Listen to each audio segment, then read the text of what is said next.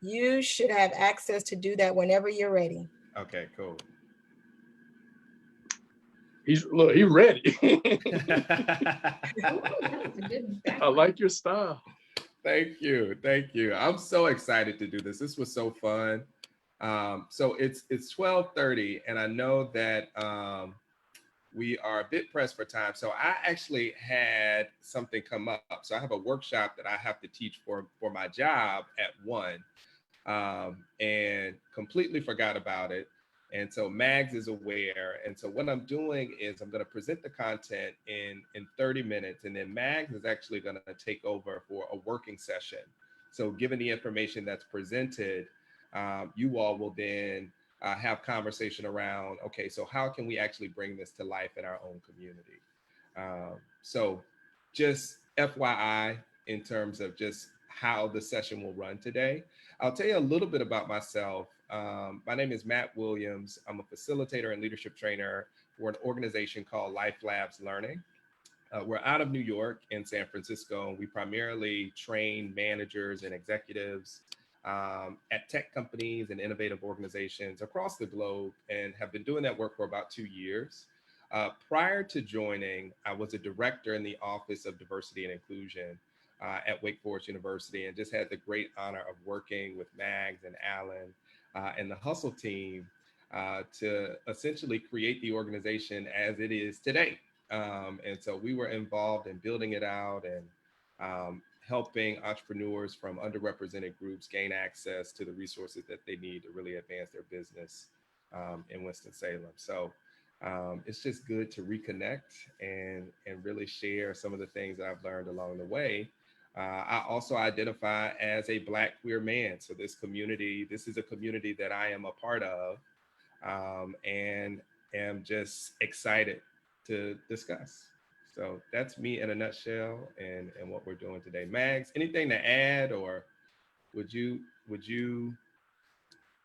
no, I think I want to maximize the time for you to provide presentation, and anything that I need to share, I can do that at the tail end of the presentation. Okay, perfect. Well, I want to welcome folks who are already here with us. If you would just share maybe what organization you're with in the chat, and also maybe any sort of interest or goals that you have for today. So I just want to give people an opportunity just to get acquainted. So feel free to share your organization, any hopes or things that you're looking for out of today. Okay.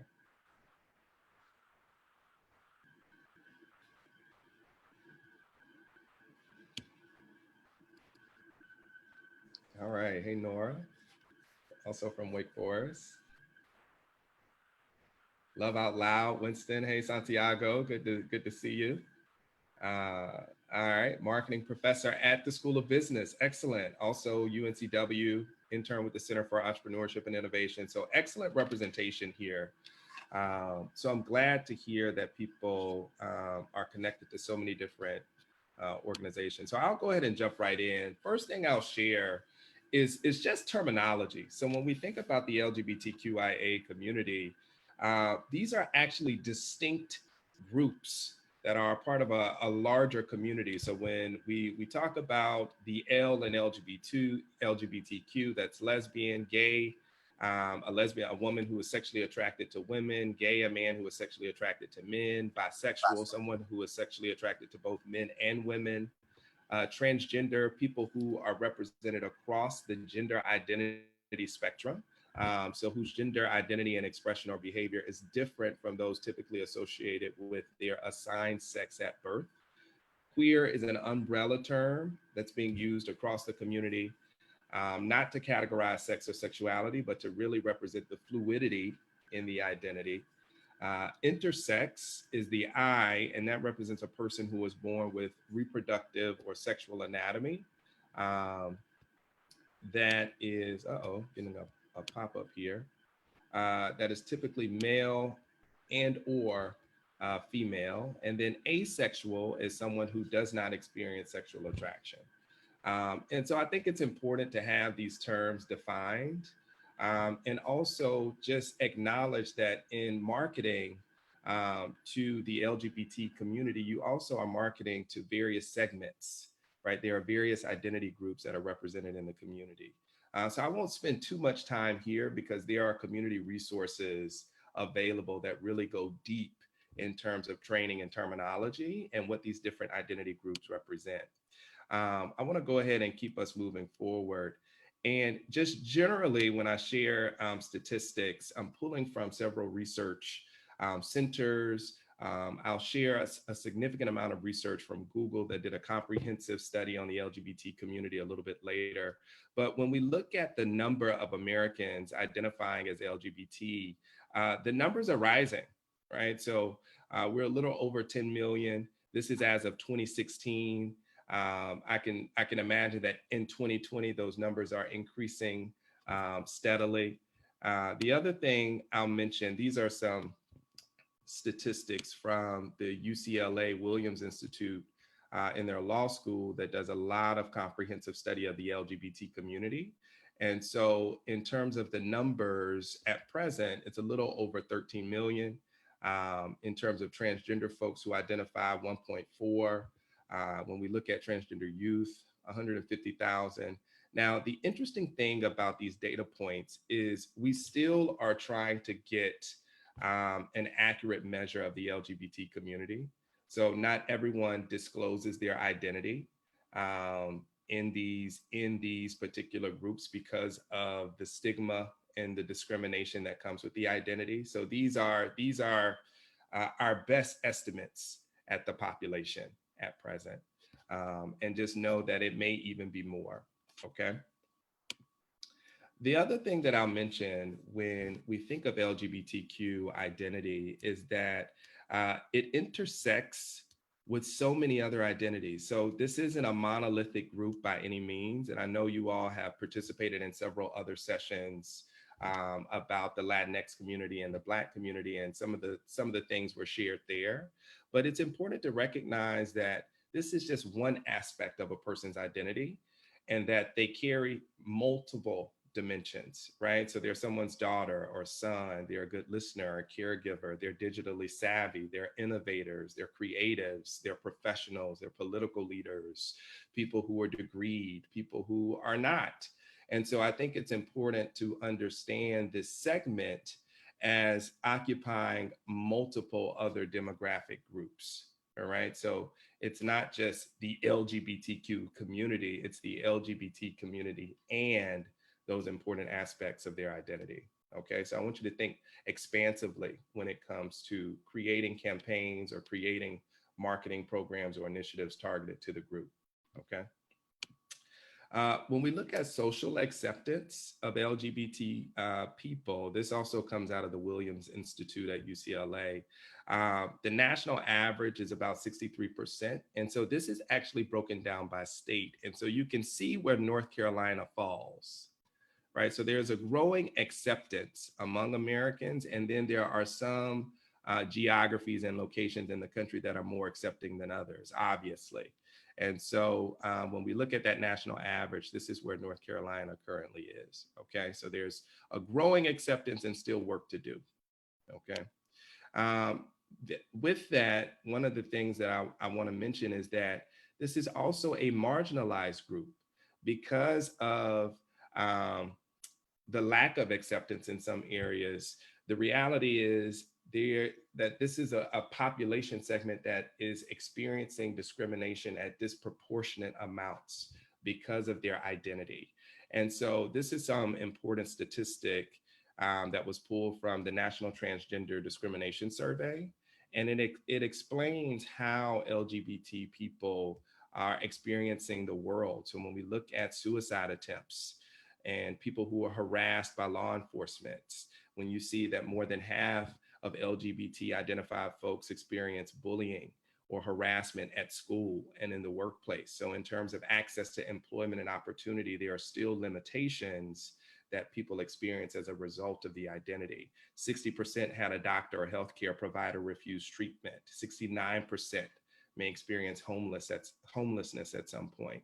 And then also are suffering physical or sexual violence as a result of their identity. So, I want to laud and celebrate the fact that we are doing well in many areas of society and acknowledge that because of our identity, we still are experiencing harassment, discrimination, and unequal treatment in multiple aspects of society. So that's important to understand in thinking about how are you marketing responsibly to the group, okay? Um, let's see. I want to make sure that people can hear me. Linda, it says no sound. Can you hear me now? Is the sound okay? No, you're fine. I think she was saying that she's not in an environment to have sound. I think if that's incorrect, Okay. Linda, let us know. But Got it. Yeah, Okay. I think you're fine. Cool. Well, I'll keep going. So when we think about LGBT folks as consumers, the total buying power of the US segment of LGBT folks is $917 billion.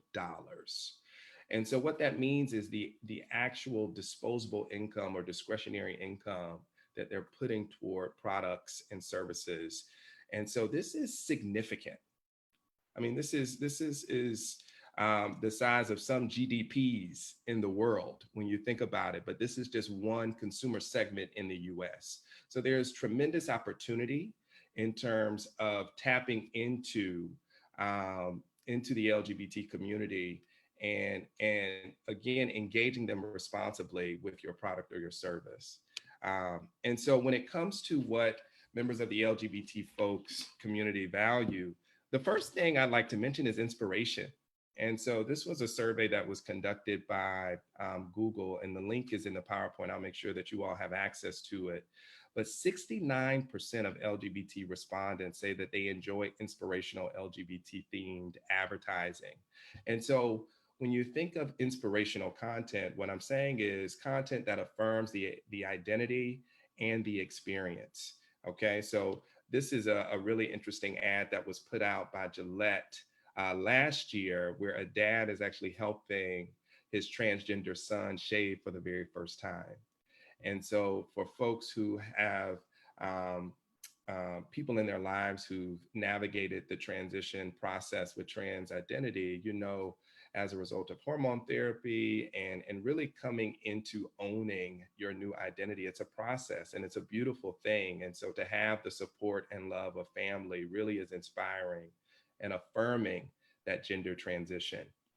I love this ad from Coors Light, beverage ad, but it's celebrating just living out loud and again, affirming what it means to be LGBT in the world. So out is refreshing. So a nice play on words there. But again, just saying, hey, I'm celebrating who you are and standing with you in that process. Okay.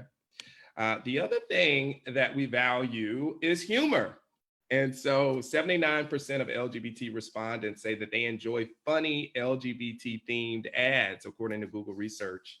And they're more likely to share these. So when you think about creating content, it's not about making the LGBT folks the butt of the joke.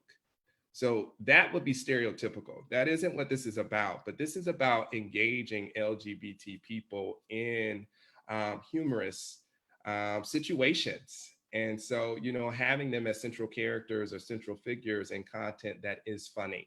I Am Zoe, or I Am Zoe rather, is a very influential Black gay man on Instagram that produces a lot of funny content. And so he was the person who I immediately thought of as someone that reflects that. The other thing that we value are our people. And so when it comes to trusting a source or getting information about the community, we're more likely to find accurate representations of who we are in LGBT media or information that's coming out of LGBT news sources and from LGBT influencers that we follow. And so when you think about the community, there are resources in Winston-Salem that have newsletters attached to them that are offering programs that would be beneficial to align with, in terms of adding some credibility or creating some sustained partnership to your organization. And so that's something that's really important to recognize. The other thing is sustained engagement. And so a lot of corporations will come out for Pride and start waving the flags and, will sponsor Pride activities. And the reality is folks in the community recognize that as a marketing tactic. And so what is really valued is sustained engagement in the community. So those are those partnerships with organizations that are advocating and supporting the LGBT community. That's the inclusion of LGBT identified folks in advertising and messaging, not just during the month of June, but throughout your marketing campaigns for the year. And so having that diverse representation is really important. I thought this was an interesting statistic. Although more advertising campaigns feature members of the LGBTQ plus community during Pride Month, the numbers are still shockingly low. So all advertisements run globally in 2016, only 47 of those advertisements featured lesbian, gay, or transgender people. So that's less than 1%, right? So even with the increased representation during Pride, that still is significantly low in the grand scheme of things, okay? The other thing I'll mention is advocacy is also critically important for engagement within the LGBT community. So because of the marginality and the discrimination that folks are experiencing as a result of the identity, brands that are at the forefront of change and driving that legislative support or creating campaigns that affirm and advocate for the existence and the representation of LGBT folks are really important. And so 76% of those surveyed in that Google study say that businesses that support and market to the LGBT community will get their support. And the other side of that is 71% of LGBTQ respondents says that they have asked a friend not to buy a product or support a brand if it's not LGBTQ friendly, right? And so this advocacy piece is so important. 86% of LGBTQ respondents say that they boycott brands that take an active anti-LGBTQ political or social stand.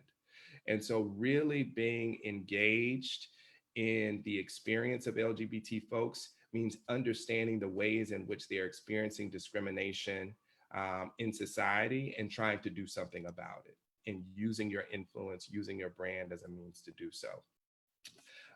The other thing that's important is representation.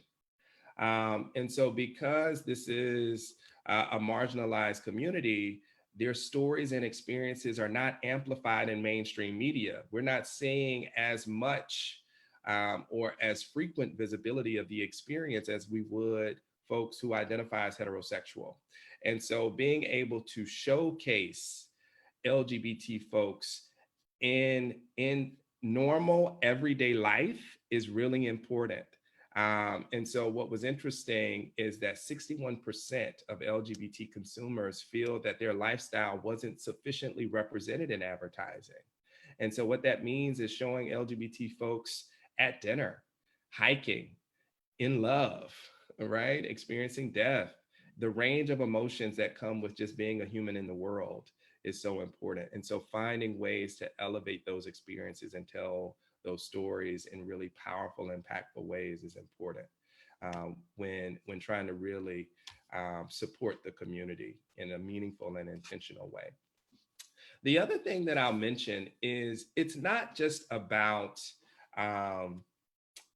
engaging for marketing's sake.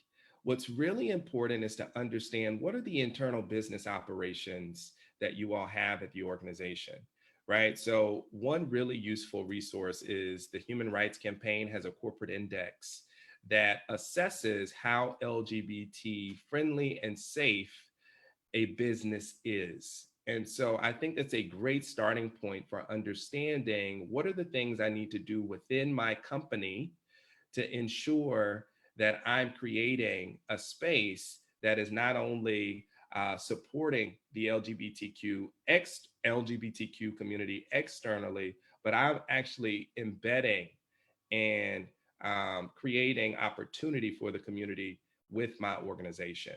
And so, do you have a diverse staff?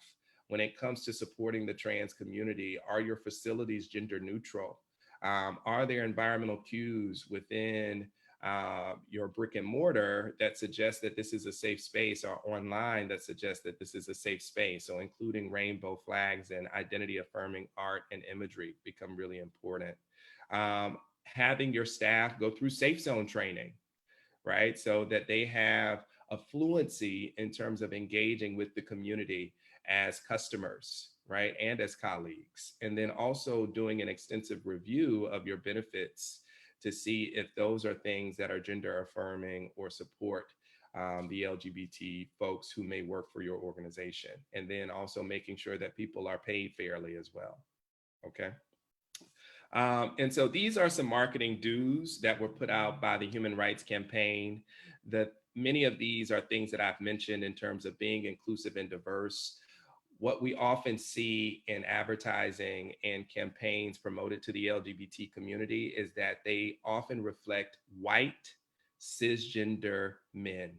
And so what I mean by cisgender is these are folks whose anatomical sex aligns with their gender identity. And so we want to make sure that we're showing LGBTQ folks across the identity spectrum, okay? Be sensitive to lesbian, gay, bisexual, and transgender stereotypes, and avoiding positioning LGBTQ folks as perceived threats for humor. So a lot of times there's a really important documentary that I want to encourage folks to watch called Disclosure. It just came out on Netflix that talks about transgender representation in media. And this details this with such clarity and importance, but oftentimes gay, lesbian, trans folks have been viewed as objects of suspicion because of the difference.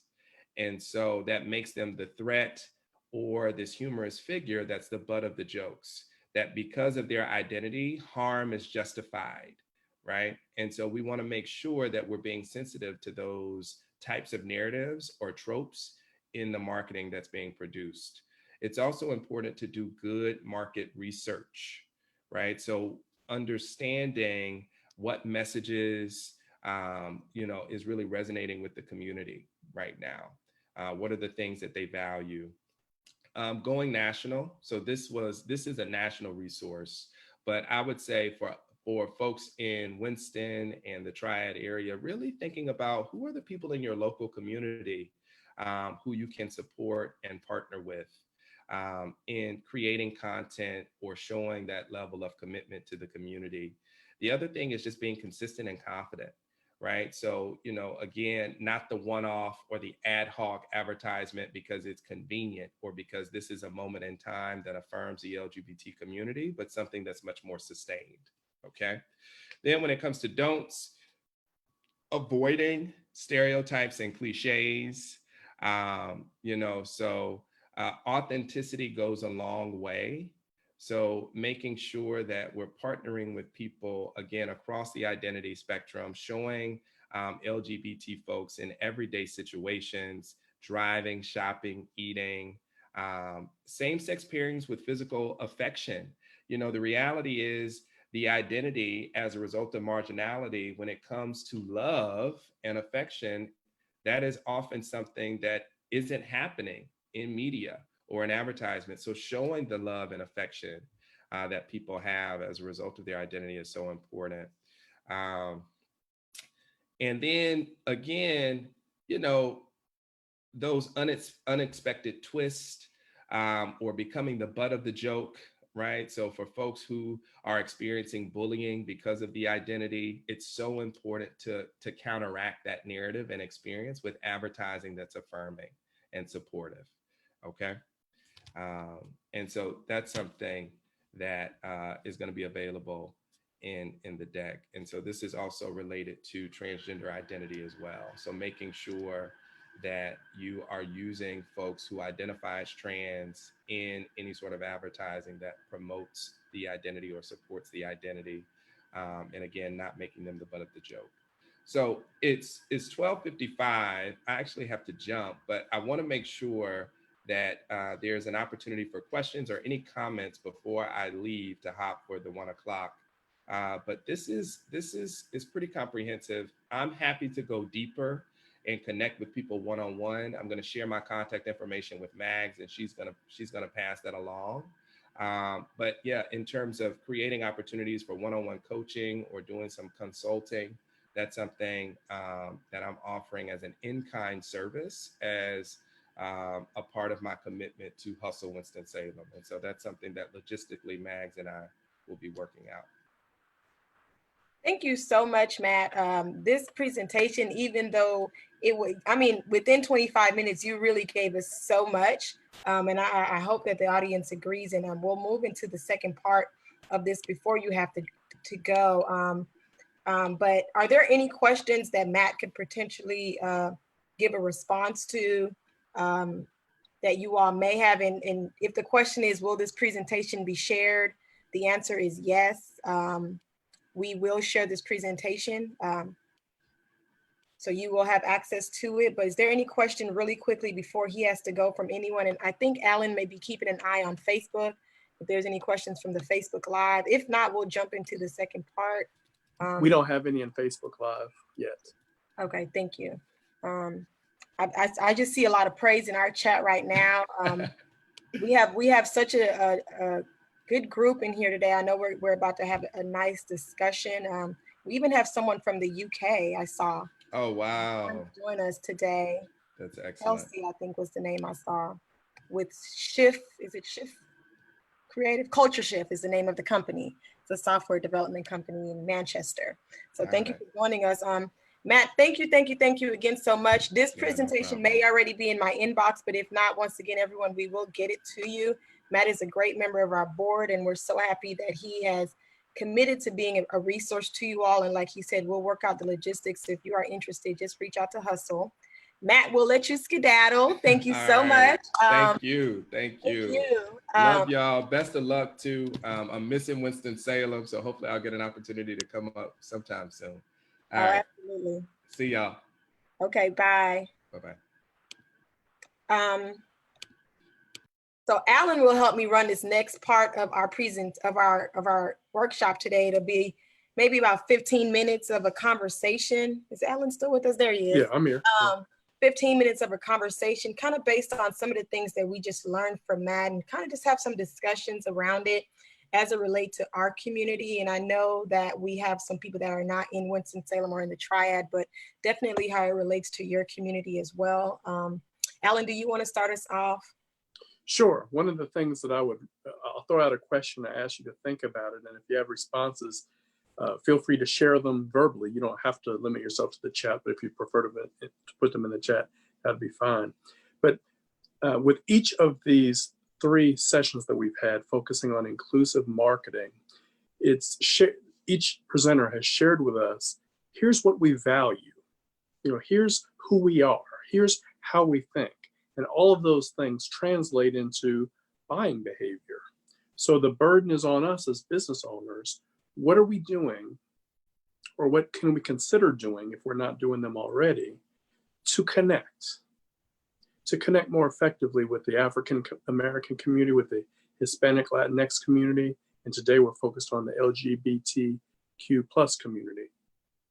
But the floor is open. I'd love to hear what you're currently doing or what you may want to push yourself to do more of.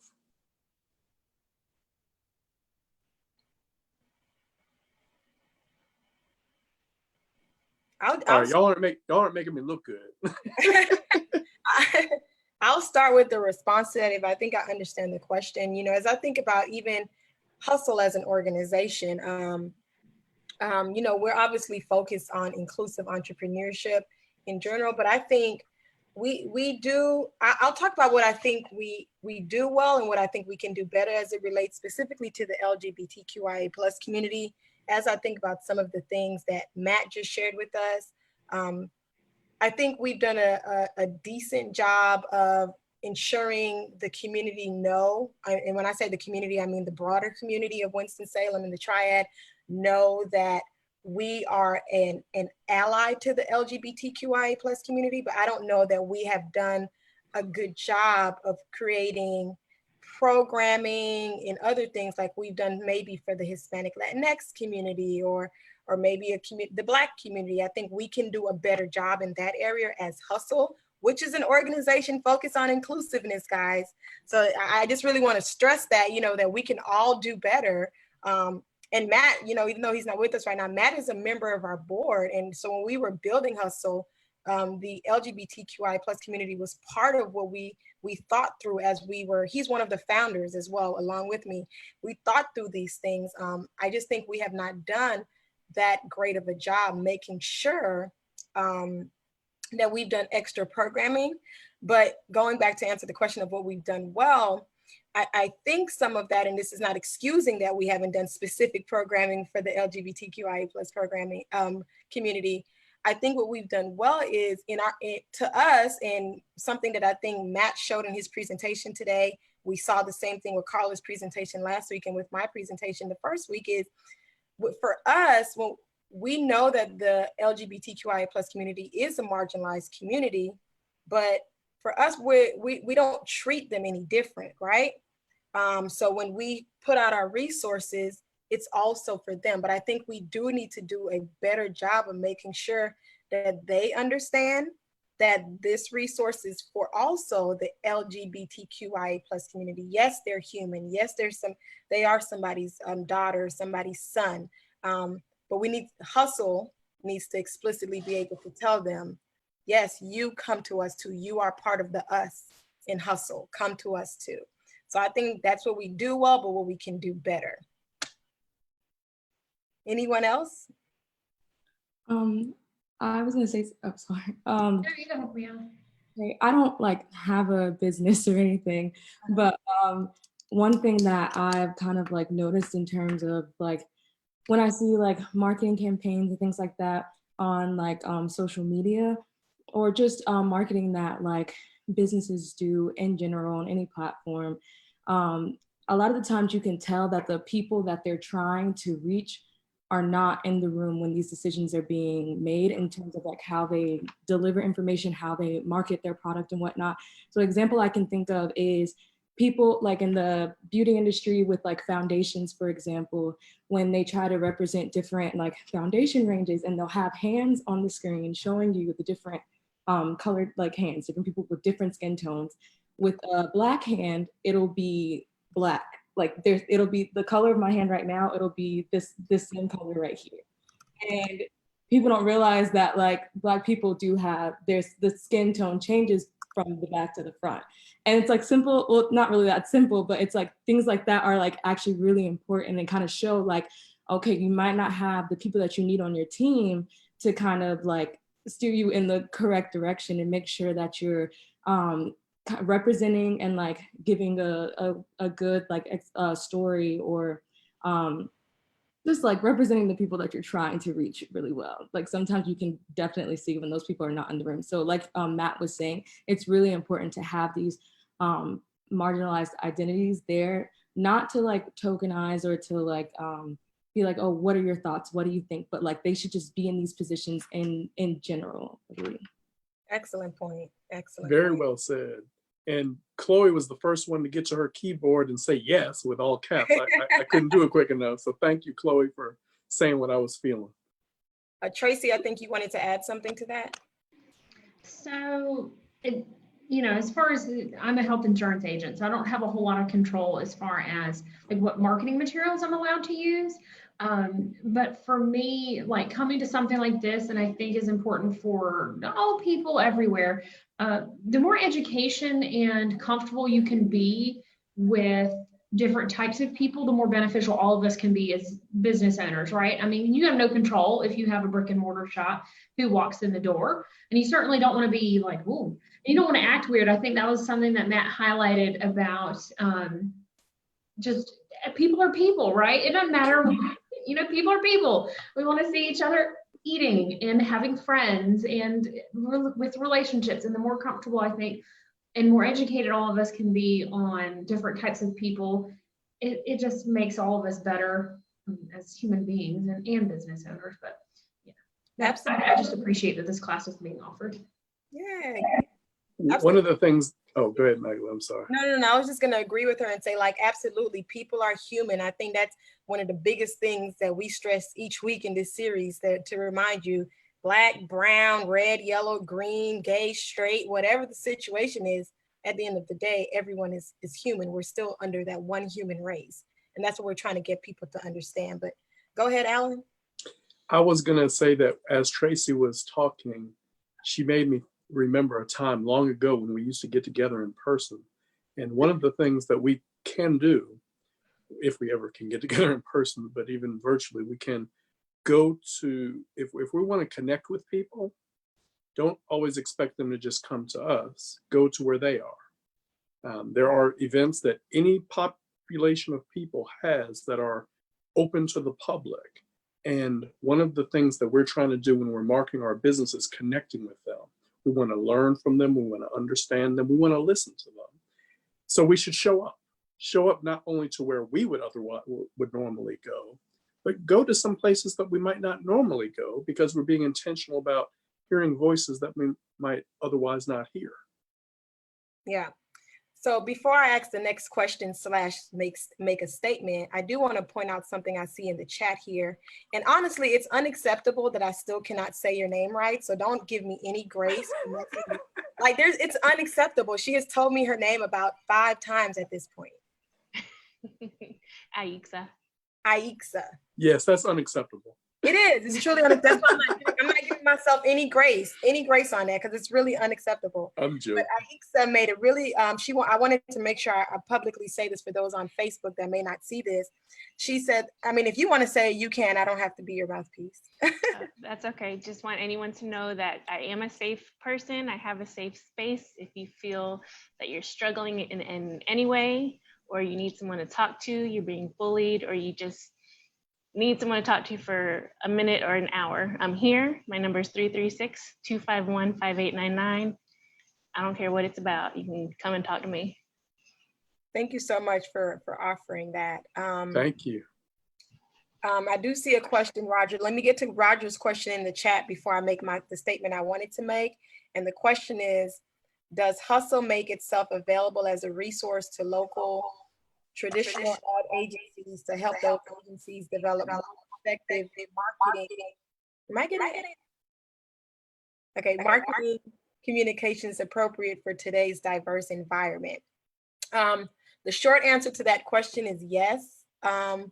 Roger, myself, Magali, probably wouldn't be the one teaching specific topics. Like, for example, I don't consider myself an expert in the LGBTQIA+ community, but we strive to make sure that we have partnerships, or we have diversity on our board that could address these things. So specifically to today's topic, Matt, who was with us earlier, he is a board member. He's one of our founding members.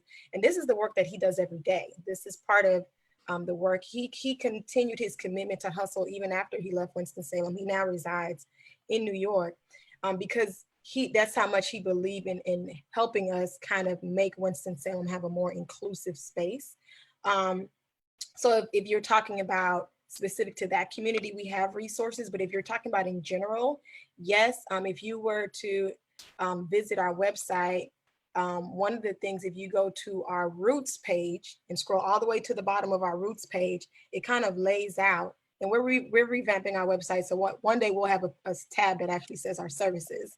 But if you go down to the bottom our Roots page, it kind of tells you what those services are. And when I say services, they are free services. So it's not that we're charging you, because we're a nonprofit that, our hope is to receive continued funding to be able to do this work, but helping businesses and our ecosystem partners come up with inclusive marketing strategies is one of the key things that we do. It's one of the key things that we offer. We have partners that would send us our flyer in advance to say, hey, do you think this is appropriate, or how can we make this better? So it's definitely something that we do. In the same breath, we do that. So if we're lacking something within our Hustle border and within our Hustle network, and we need feedback from somebody else, and I always use Santiago as this example. He is my my key person that when I need feedback from someone in the Hispanic community, I will send him a text really quickly and be like, is this appropriate? Can I post this? Because I'm not a part of that community and I don't know. So, but we do have resources that can help with that, Roger, if that's something that you need. And I'll be sure before the end of this call to drop our email address in the chat for you if you have more questions about that. And before you make your there's statement, probably about 10 ad agencies in the triad that do 80% of the advertising in this market.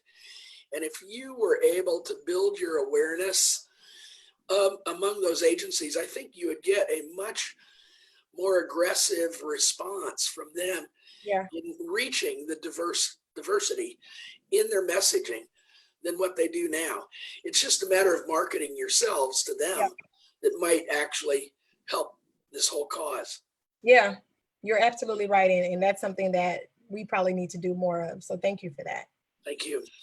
and let me just add for you, Roger, and anyone else, I put the in the chat the website address for the Small Business Center. We have a team of business mentors, and some of them focus on marketing and would love to give you feedback. They're not necessarily focusing on marketing to a particular group.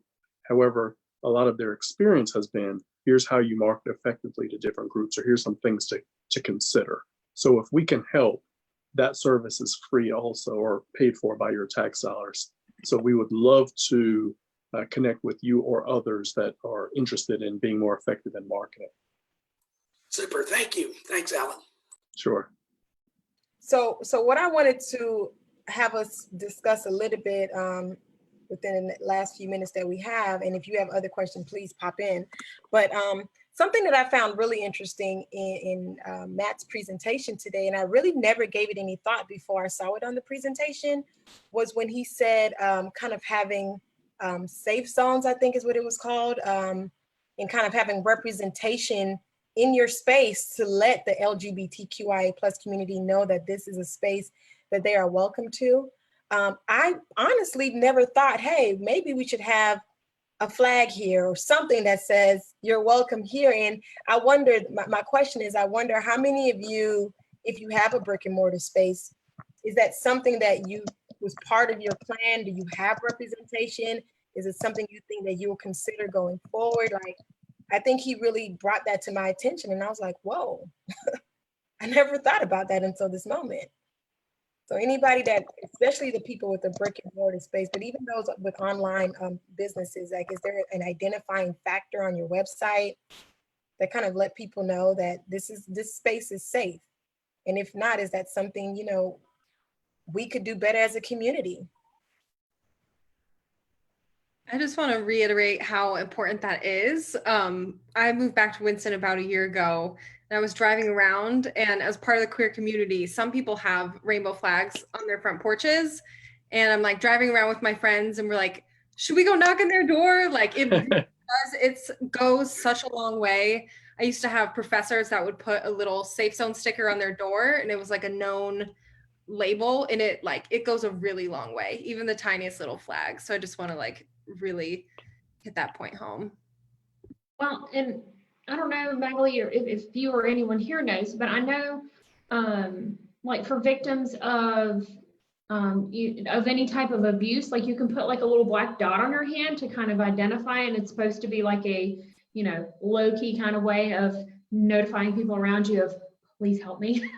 So is there anything like that for people of the LGBT, you know, the community?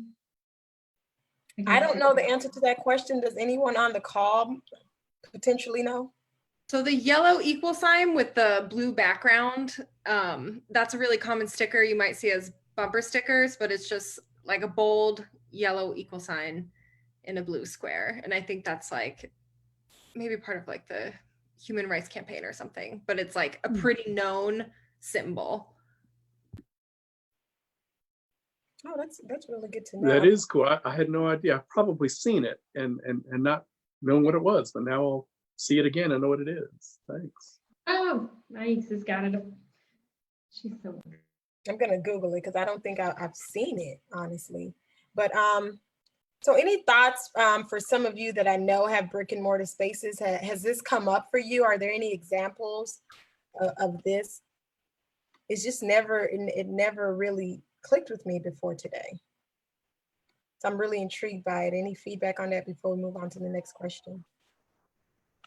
It's not something that's come up in our actual working space, but it does sound like an amazing idea.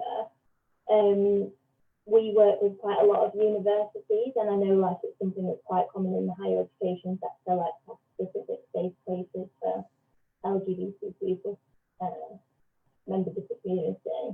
But yeah, in like corporate organisations and stuff, I've not really seen it. Yeah. And and I know you're in the UK, but here in our community, I think it really brings an interesting point. One of the other things that we as Hustle do is we try to work with our ecosystem to kind of make sure the ecosystem is more inclusive. And I think it's one of those things that we can start to have the conversations with the different organizations. Yeah, I just think we can do a better job. It's really touching my heart right now. But I think I saw somebody else unmute themselves and then immediately mute. Did somebody have something to say? No? Okay. So were there any startling statistics? I mean, he didn't go through every statistic on the screen, and I don't know if you were like me, but I was reading everything on every screen that he went through. But were there anything that really startled you in regards to some of the statistics that he shared that you want to have a little discussion around? I believe he said, what was it, 69% at some point experienced homelessness, and that was surprising to me. Yeah. I'm sorry. Something that's concerning to me that we've mentioned that I feel like some companies unfortunately don't take action towards being more inclusive until they feel like they have to. Someone else has like came up to them. And I just wanted more perspective on that from the group. Do you guys feel the same way? Or do you feel like there's more of a momentum of people genuinely and more authentically like wanting to be more inclusive? Or how do you guys feel about that? And the question was, how do we feel about basically people doing a one-off versus being more? I'm thinking of like corporations or larger, more established businesses. Like some of them might not want to be, or they like the way things have been, and they're not as inclusive until they get in trouble for not being inclusive. Like stuff like, I'm sure I'm not the only person, but like, do you guys see that? Or I just want some more perspective. Chloe, this is Alan. I really resonate with what you said. And there was one slide, and I wish I wrote down the term, but I think it was sustained engagement. Mm-hmm. And one of the things that Magali and I and other people have talked about is how many organizations have made statements in the last couple of months about racial equity, and how many of them are going to show actions or make changes within them, the organizations or themselves.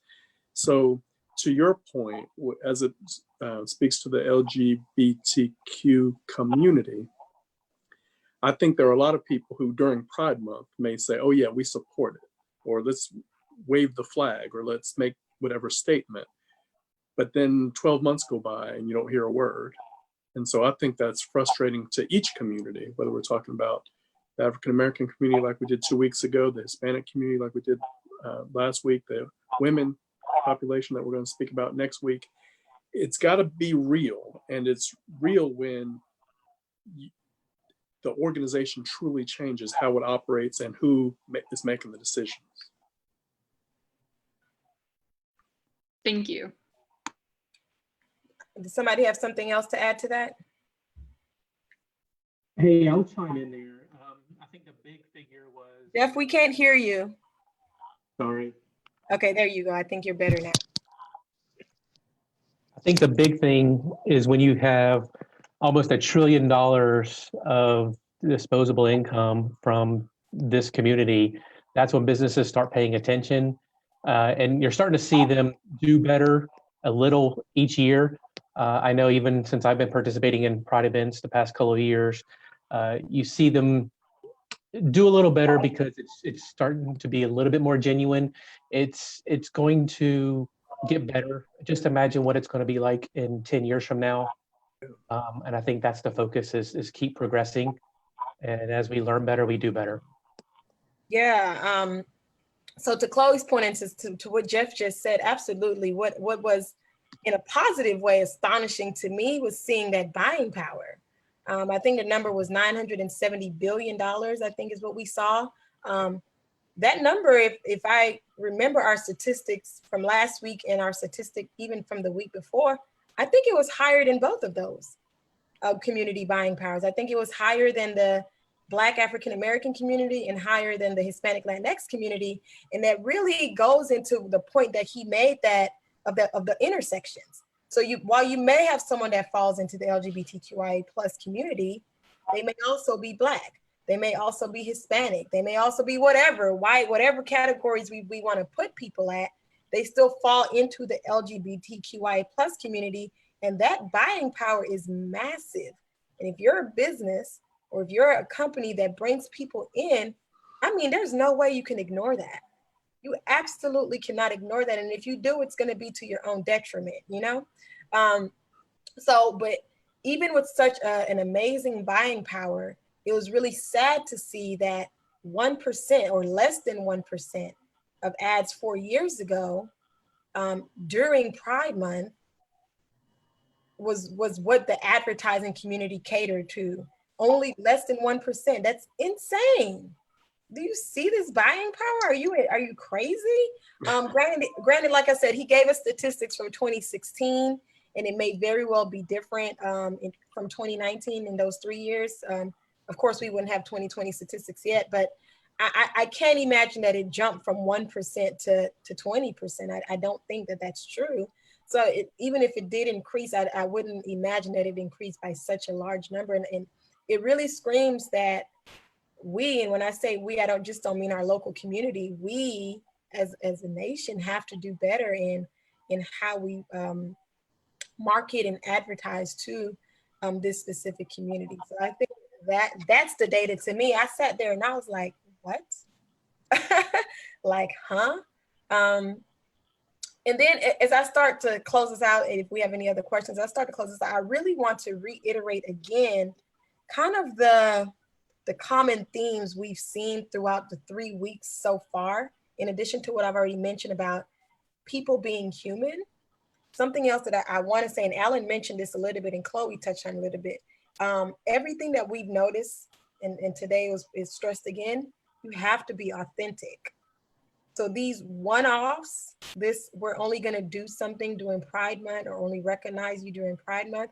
Matt told us directly, his community, that community, the LGBTQIA plus community, they see that. They know that. They recognize that you're using them as a marketing stunt. No one wants that. No one appreciates that. We talked about that week 1, week 2. It's not going to be any different next week. You know what I mean? That's something those are the common threads that you have to get into your business to understand. Like, you can't plug and play humans when when it works for you, because it's not genuine. The community, even though I'm not in the LGBTQIA plus community, I recognize when certain businesses and organizations only do that one-time thing. You might get really great engagement that first year you do it, and then wonder why it dwindled, because we didn't hear from you for 364 days. You know what I mean? So that's just something to keep in mind. Okay, Chelsea, got it. Before I ask, I think someone had a question that I skipped through, but before I ask that question, are there any comments or feedback to that? There's one comment in the Facebook Live from Jeff's wife, Linda, who said, hashtag know better, do better. Yes. Linda, that's a word, that's a message. She knows. And then she also said, and this is related to the comment you just had, Magali, she said, stop plug and play and change it to stick and stay. I need to write these down. it. My pen. Hashtag stick and stay. I love it, Linda. Yeah. But just keep that in mind. You know, especially right now, it's easy to, when we're wanting to do better, it's easy to focus on what's the hot topic right now. So I think given everything, given the current climate over the last 2 months, there's been a lot of attention on the Black community, right? And as someone in the Black community, great, I appreciate it, do better now, right? But that doesn't mean that we want you to ignore the Hispanic community or the LGBTQIA plus community or whatever other communities we're gonna list. It doesn't mean that suddenly we want you to ignore the gender pay gap. Like, not, you know what I mean? Like, just because one community is getting highlighted for whatever reason, all the other marginalized communities, those still exist. And we have to find a way to continue those conversations all the time until we're better. And if it means that we're never better, that means we're gonna continue these conversations till the day we die. And we just have to wrap our minds around it. I think my next comment will answer the 2 questions I saw. One of the questions was specifically around, I think, how you can become an ally of Hustle to promote us in the triad. And then there was another question about future topics for marketing outside the box. So normally I would share this in the beginning of our presentation, but marketing outside the box is something we do every single week. This month, the series just happened to be on inclusive marketing. It varies on topics throughout whatever. It's primary, our Hustle's primary audience, just so you know, it is entrepreneurs and small businesses. We focus on inclusive entrepreneurship. However, we work with everyone.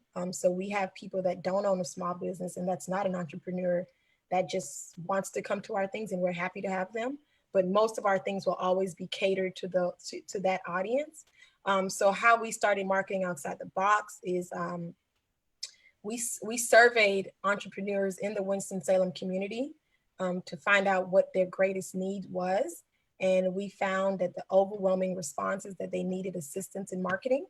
So that's how we started marketing outside the box. We're going on 2 years now, and we do it every single Wednesday. I think, you know, with holidays and all that, we sometimes don't have it, but for the most part, every single week. We used to do it in person. Now, because COVID-19, we're doing it via Zoom, and this is the life we live. So to answer the question about future topics, this series this month, I've already shared what the last few weeks was, and you were here today, Caitlin. Next week, we're focusing on women, specifically marketing to women. And that will close out the inclusive marketing series. Next month, we're doing an email marketing strategy for the entire month of August. I don't remember what September is, but I know we already decided on it. It's just not coming to my mind right now, but you can stay plugged in with us through our email blast. If you visit our website, hustlews.org, you can just subscribe to our email blast and you'll get that. One thing that I like to say about our email blast is we do share many times a lot of diverse content. So while our marketing outside the box may not always be specifically focused to something with inclusion, although if you attend them, you'll realize we always find a way to bring inclusion into the conversation. While each series may not be specifically focused on inclusion or diversity, we typically provide other resources in our email blast that are catered to that. So if that's something that you want more information on, our email blast is a really, really good resource for that. So I hope that answered your question, Caitlin. And the question about getting involved with us, I think I dropped the Hustle email address in the chat. I'll make sure to drop it in the Facebook chat as well. Reach out to us and we can help you share whatever. Feel free to share our social media pages, share any of our content. If you need something, if you have a specific audience that you want us to come and speak to, we're happy to do so. Right before today's session, we spoke to another audience. Alan was there. So we're happy to work with your organizations in any way, shape, or form. if that's something you're interested in. And as we close out, I do want to remind you specifically about today's topic, that Matt Williams did offer himself as a board member to Hustle, that if it's something you need more conversation about, or more professional training around LGBTQIA+, reach out to us at Hustle. Once again, the email is hustlewsinfo@gmail.com. And we'll work out the logistics between you and Matt to be able to do that. So if you need to have him come in as a guest speaker, or if you just need something one-on-one or a team, whatever, remember, he's a professional at this. This is his job. And he just so happens to be in the community, which makes it even better. We're happy to offer him. Obviously, we're going to put a time limit on that. So it may not be something that we offer for a year, but he is willing to do that at no cost to you and your company and your business. So if that's something you're interested in, send us that email so that we can get it set up for you. And Magali, I put the email and the website in the Facebook Live, so you won't have to do that. And Linda shared one more suggestion, and that is that it could be interesting to remix the series in January, which focused on generational marketing. Imagine remixing that with generational marketing using Zoom or a virtual platform. Oh, that's a good idea, Linda. Yeah. And I'm glad she said that before we leave again. Any of our past presentations, I may have already said this, I'm losing my mind, but any of our past presentations, if you need them, we are happy to send them to you. Now, we don't have video presentation of anything until we started COVID, until we started quarantine. So anything from, I think, mid-March to now, we do have it on our Facebook Live that we can send you. But anything before that, the actual presentations, we're happy to send it to you. You can use it in whatever way, shape, or form you need. That generational marketing one was great as well. And Marianne, the answer to your question, yes, I am also a founder of Hustle. Yes. So yeah, we are 1 minute after our time. So if there aren't any questions, comments, or concerns, I will let you enjoy the rest of your day. And I thank you so much for joining us today. And hopefully you can join us next week as we close out this series on how to market to women, because it's unbelievable how so many people do it wrong. But, but we hope you can join us next week and have a great, great day. Thanks, everybody. Bye, everyone.